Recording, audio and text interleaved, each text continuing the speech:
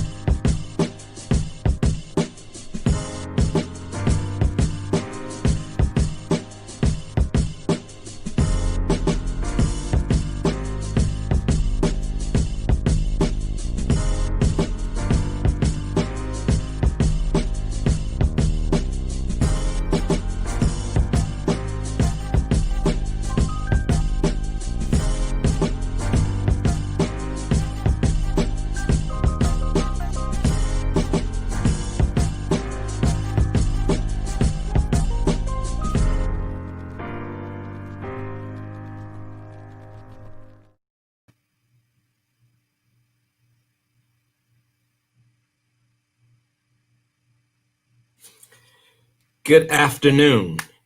Thank you so much for joining us this evening as we begin to really wrap up our program year for 2020 and head into 2021.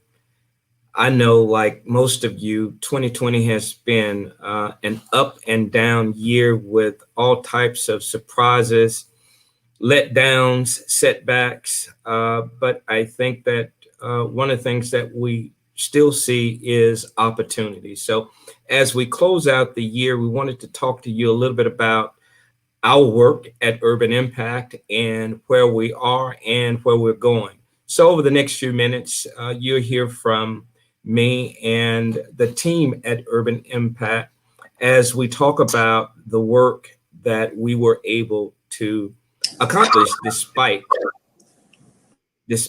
the pandemic of COVID-19.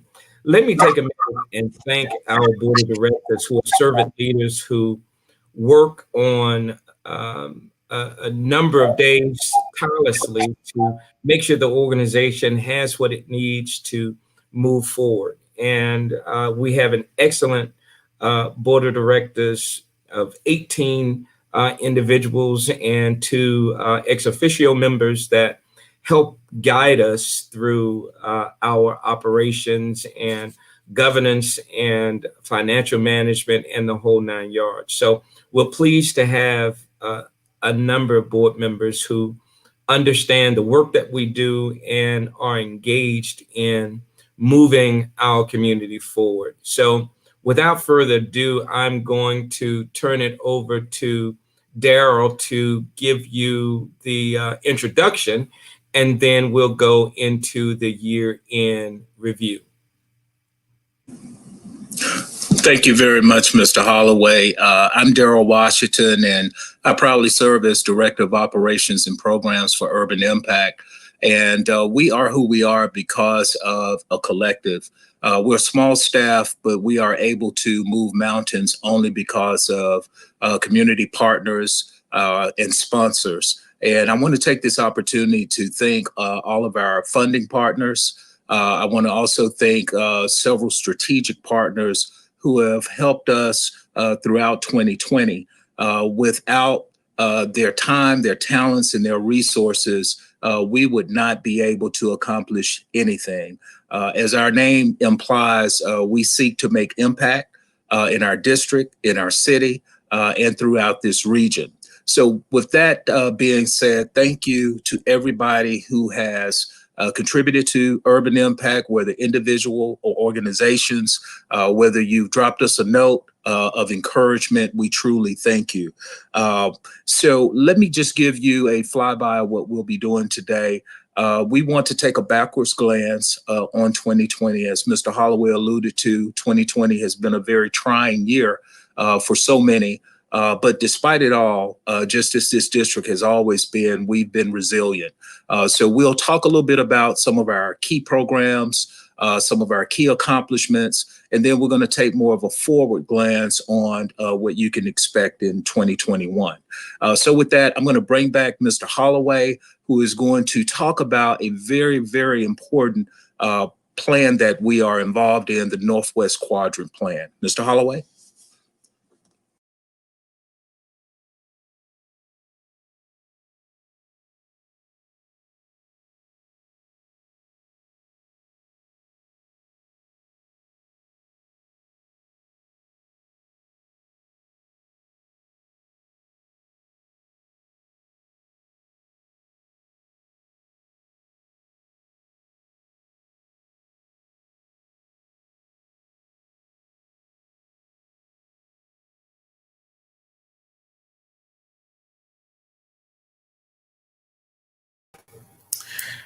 Hey, I'm gonna interrupt Mr. Holloway if you unmute.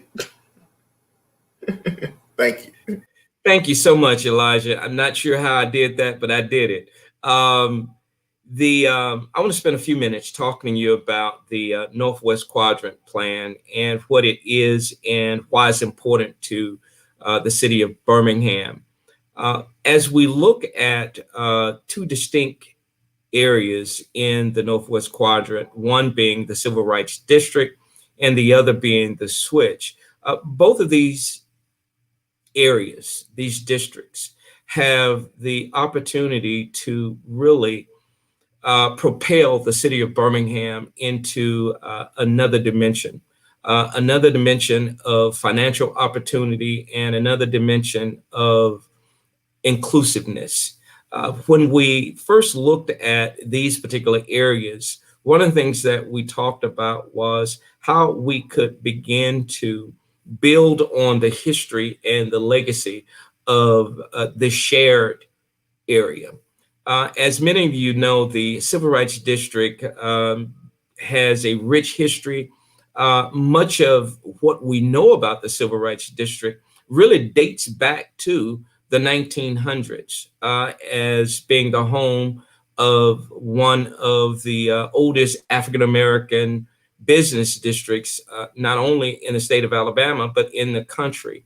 And as a result of this community in the downtown area of Fountain Heights, it was only natural that the civil rights movement be a part of the community where everyone traversed and did their commerce as well as entertained themselves and had fun.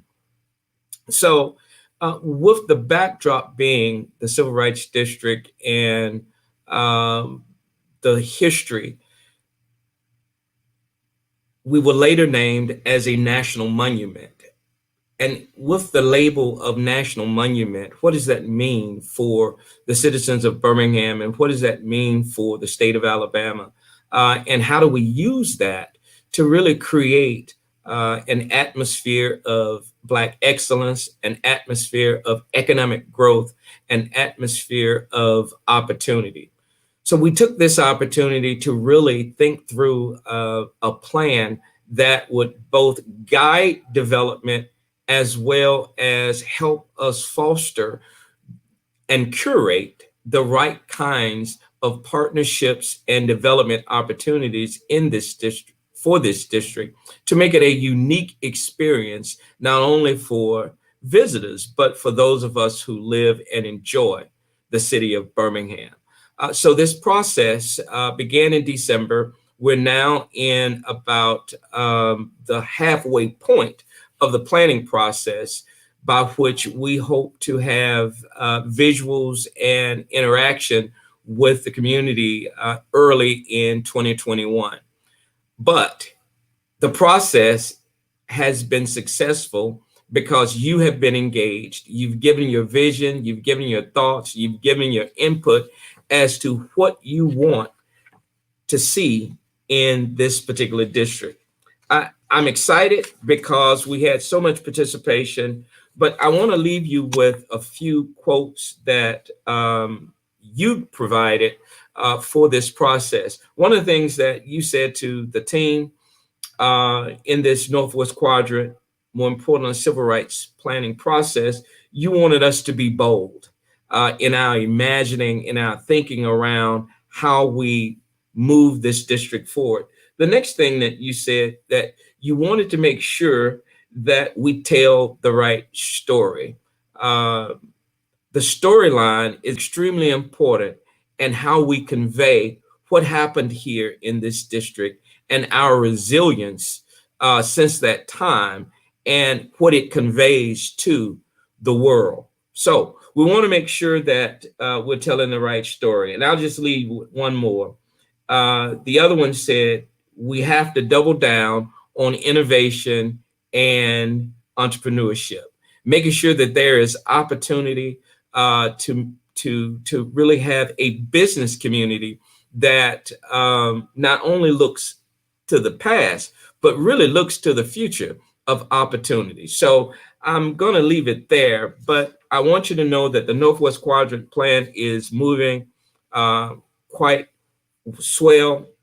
And over the next few months, we expect to have more engagement. We're hoping that as we move into the vaccination period of COVID-19, that we'll be able to gather at some point, and we'll be able to meet and talk and discuss the intricacies of this particular plan. So I look forward to spending more time with you talking about the Civil Rights District and the Fourth Avenue District as we go through this Northwest planning strategy. But I want you to know that you have been heard, and we want to make sure that we're building the kind of community that has not only the ability to attract the local, but we want to be able to attract the global. So thank you so much, and I look forward to the rest of the presentation.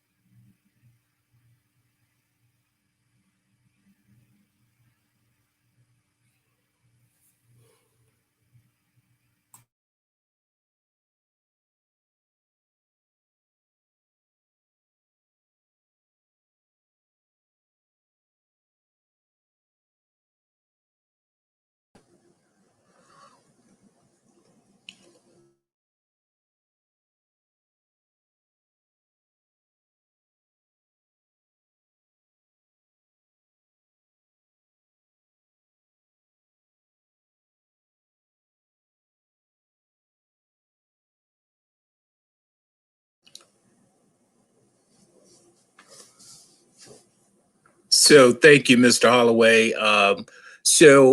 During the next few slides, we're going to cover some of our flagship programs.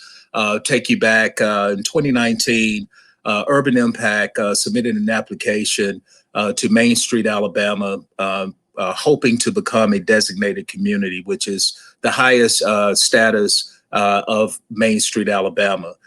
We successfully became the first historic Black business district to receive designated community status. And since that time, during 2020, we have diligently worked on creating a district revitalization program that will focus on the strengths of the district, but would also fast track the district around catalyzing revitalization. So in the next few minutes, I'm just going to cover some of the accomplishments around our Main Street plan. A few weeks ago, and what you just saw was some drone footage of an Eat in the Streets program that we had in November, thanks to a partnership with the city of Birmingham, as well as Birmingham Parks and Recreation. But we also launched our district revitalization initiative that we call 4th Avenue Forward. What's different about this particular initiative, first and foremost, is it is community-based. But we will utilize the principles of Main Street, which are 4 key points. We spent a lot of time this year around organization, creating a local ecosystem where businesses are collaborating among themselves, property owners, strategic partners, and others, so that we can clearly define a transformation vision for the district. We're also focusing a lot around promotions. Just as you saw with the Eat in the Streets event, we are promoting the district in various ways, online, through events, as well as just doing more around marketing the actual businesses that's in the district. We also will be focusing very keenly on the design of the district. The design of the district is about the look and feel of the district. When you walk through the district, what type of signage do you see? What kind of wayfinding do you see? What type of uniformity do you see around the buildings? And one of the key focuses is economic vitality. Everything we do, as Mr. Holloway stated, we're rooted in the past. And why are we so rooted in the past? When we did a recent SWOT analysis, one of the strengths of our district is our history. History can teach you a couple of things. It can teach you, first and foremost, what to do and what not to do, but also history gives you an aspect of best practices. So in the area of economic vitality, we're going to really be focusing on how can we help the businesses that are here to grow and also to sustain their growth. Our district is unique. We have over a dozen businesses that have been in this district for at least 40 years or more. One of the oldest businesses in this district has been around 75 years. So we're going to work on programs that bring the technical assistance that they need so that they can grow to the next level. So let's just take a look at some of the things or some of the achievements that we've been able to accomplish during 2020. Despite COVID and despite all of the challenges, we started the year by bringing to the district the MLK Drum Run, which is a 5K race that was centered here on 4th Avenue. And despite a little rain, we had a very good turnout. We also worked with Main Street to create a market study for our district. One of the advantages of becoming a designated community is we are now part of not only a regional or state network of commercial districts, but a national network. And what that does for Urban Impact as an organization and also the district is it taps us into national resources. If you're a member of Main Street, we now have access to grants and funding that we would not otherwise have access to. But we also have access to technical resources that we can bring to the district. One of the things that you're going to see going forward is a focus on art. When we think about the design of the district, we want a visually pleasing experience. So in April, we commissioned a mural. And murals are a great way that you can take blighted properties and add some life to it. So depicted on this screen is one of our first murals, our 4th Avenue Forward mural that is located here on 4th Avenue. Other highlights during this year included, despite COVID, we are proud to say that we had no business attrition. COVID really hit small businesses nationwide very hard. A lot of long-time businesses went out of business. We did not lose any businesses during this time. In fact, we were able to grow some new businesses like PEPS, which is an event center located on 3rd Avenue in the district. Another key accomplishment, as I said, one of our strengths is our history. We have got to control the storytelling of the history of this district. The history is veiled in themes, individuals, organizations. And so we launched, thanks to a partnership with the Alabama Humanities Foundation, a panel series that we call Nobody Knows My Name. We had 3 panels that were online that explored the individuals, both known and unknown, and the organizations that have made this district great. We looked at the themes of music and entertainment. 4th Avenue has always been the heart of entertainment for not only Black Birmingham, but African Americans throughout the nation.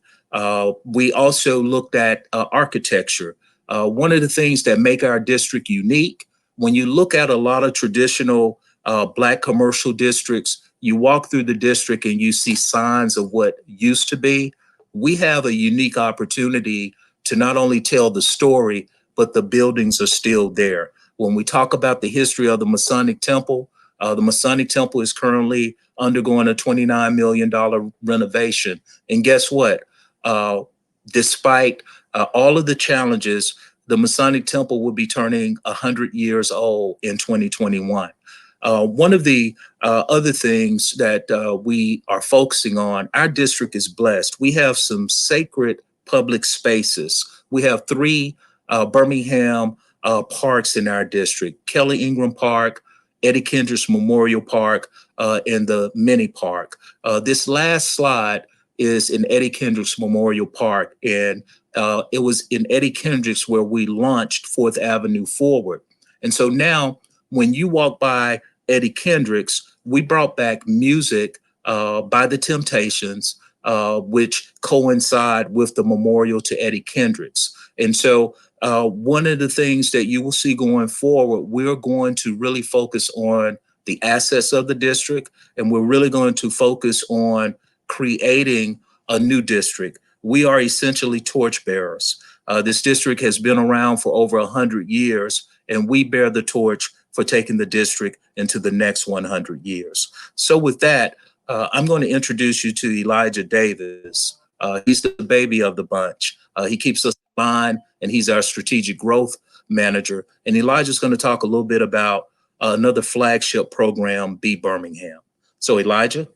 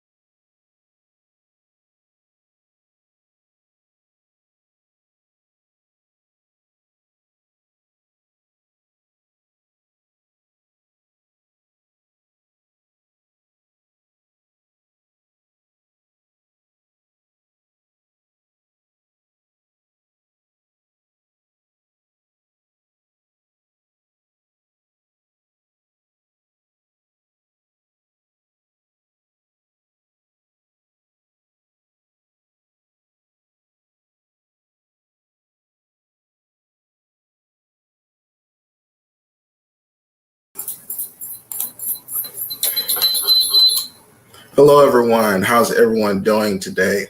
I'm so glad to be here with you, and hope that you're having a safe and restful preparation for holiday. Glad to be here with all of my team. And today I'll talk to you briefly about some key developments in programming as it pertains to our business and technical assistance, and some exciting advancements that we've made. The first thing I definitely want to say, though, is that I can't go almost any further without acknowledging the resiliency of our business district. We, as Daryl talked about, we've been able to add 3 businesses this year for folks who have just come through. And though it's been incredibly tough and much work has to be done, we absolutely have to lift up the resilience of our businesses and all of you in partnership. And so with that, I'll just be super brief in terms of how we want to move forward in terms of thinking about, the critical programs that we have to offer and how we can go about that. So give me one of the things that we both know about is this incredible program, Be Birmingham.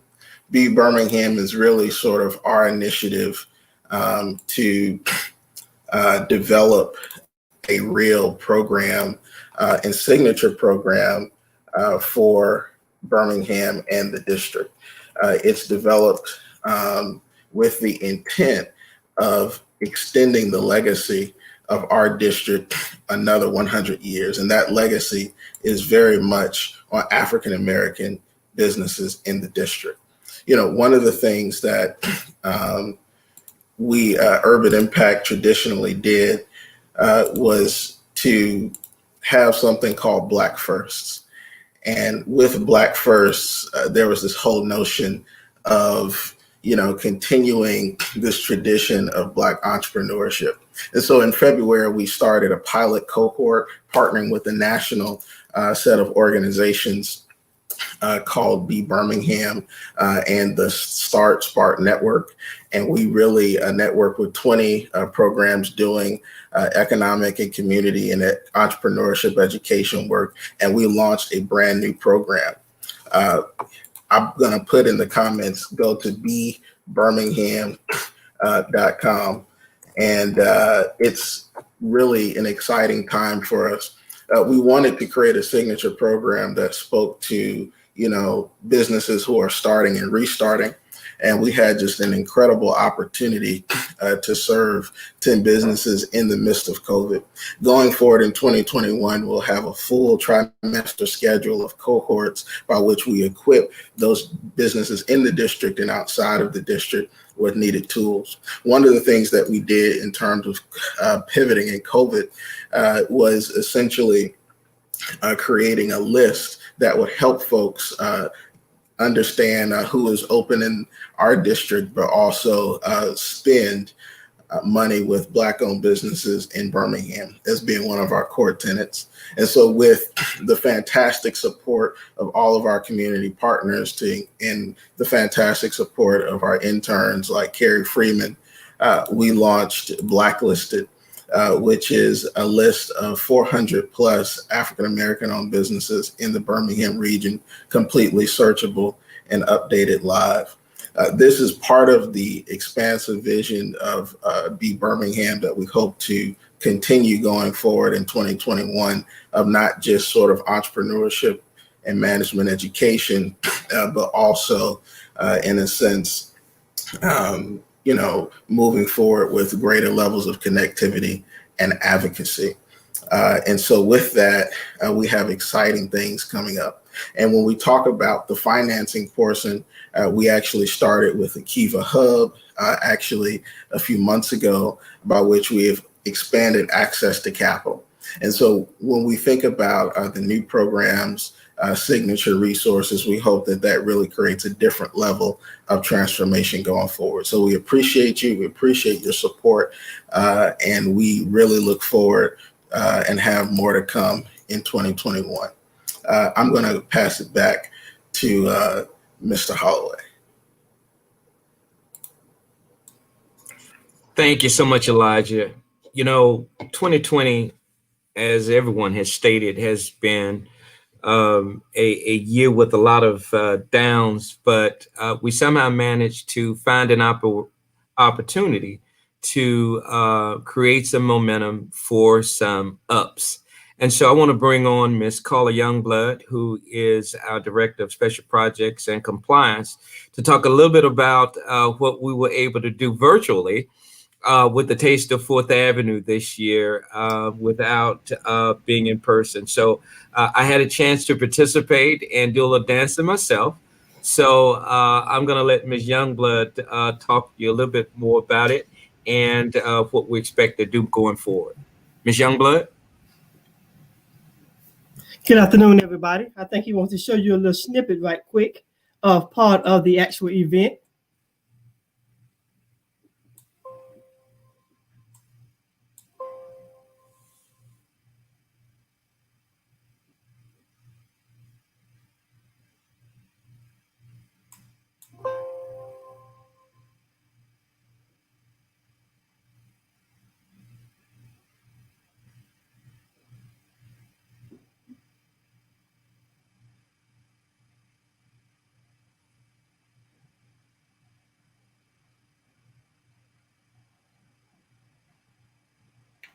Thank you for that, Elijah.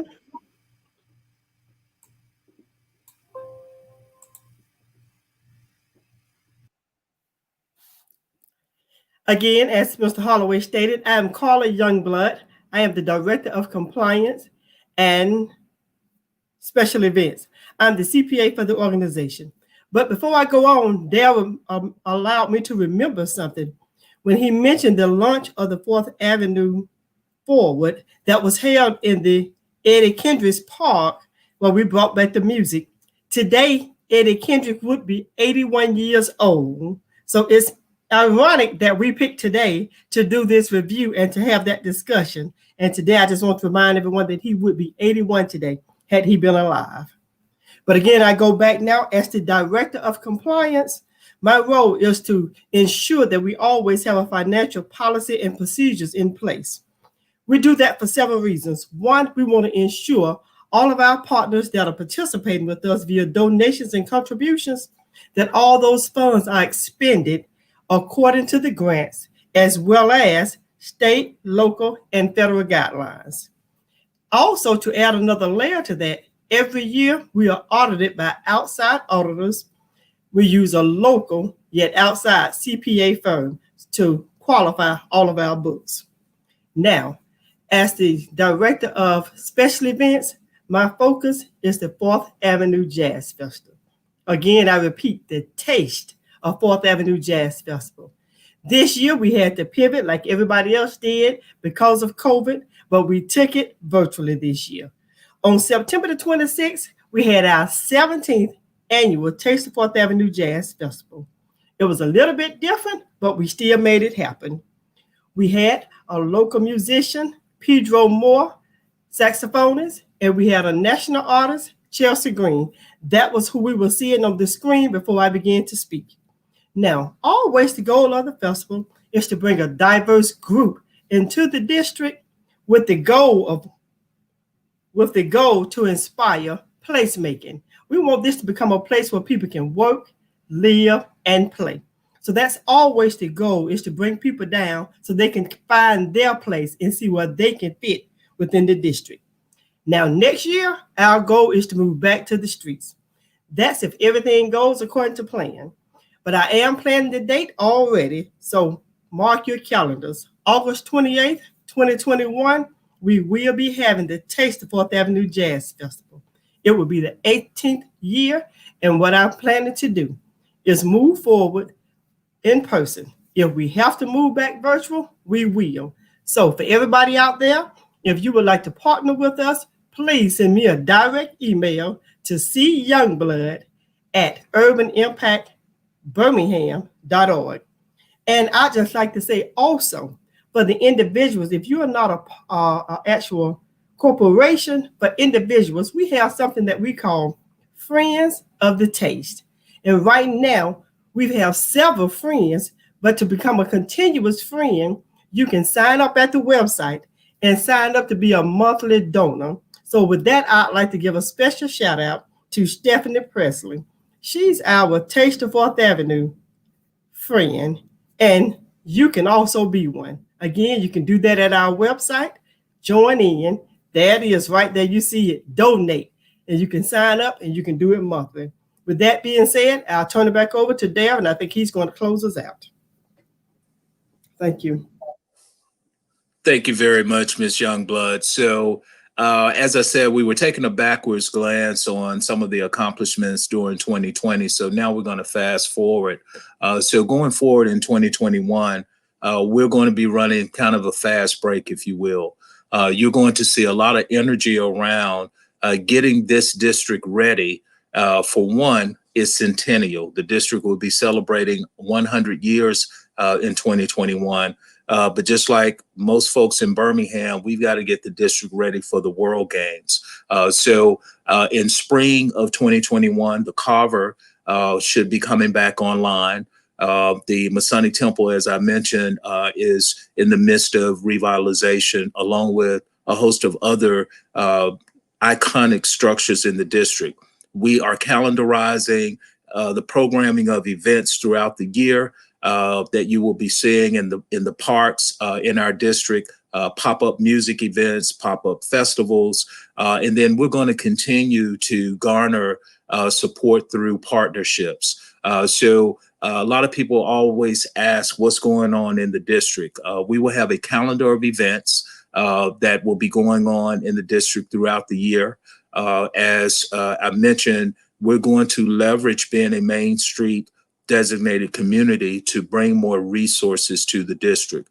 Our goal is to grow the businesses that are here, but we also will be recruiting new businesses. So stay tuned for a lot of activity. Stay tuned for a new look and feel for in the district. Working with the city of Birmingham, there's a streetscape plan that will be taking place to spruce up the look of the district. We're preparing the district to go worldwide. We already annually in the Civil Rights District, there are over 100,000 visitors that come. We're planning for that number to probably double or quadruple in lieu of the World Games coming. There's some unique opportunities happening north of the district with City Walk. City Walk now will become a northern trailhead for the district. With the Northwest Quadrant plan, the reason we're doing that is to be intentional about how the district develops. Again, we will not be a district where you walk through and you just see signs of what used to be.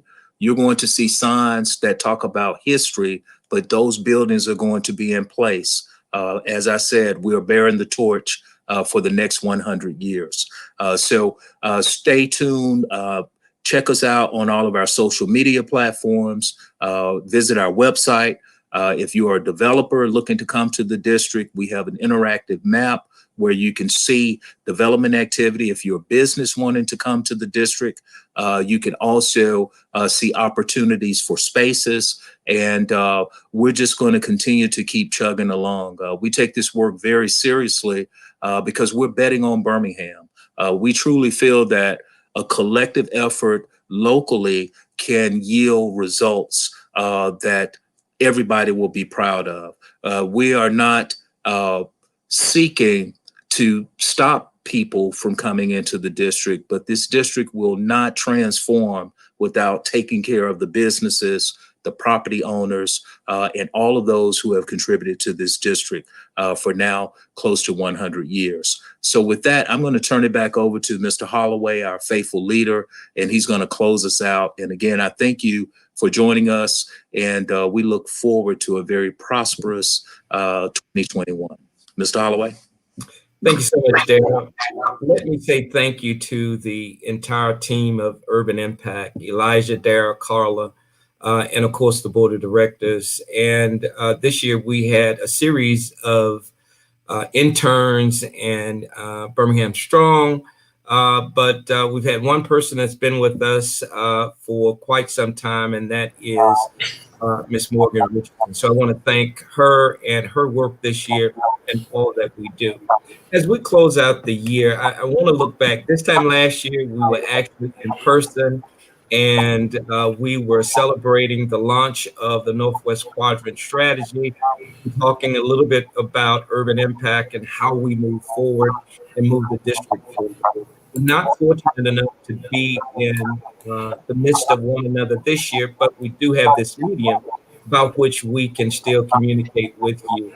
I'm hopeful that as we approach the new year and 2021, that we will begin to look for opportunities to work together to build this wonderful city that I love, Birmingham, into a place of economic opportunity, especially for those who've been left out of the economic growth of Birmingham. And that's what we seek to do here at Urban Impact.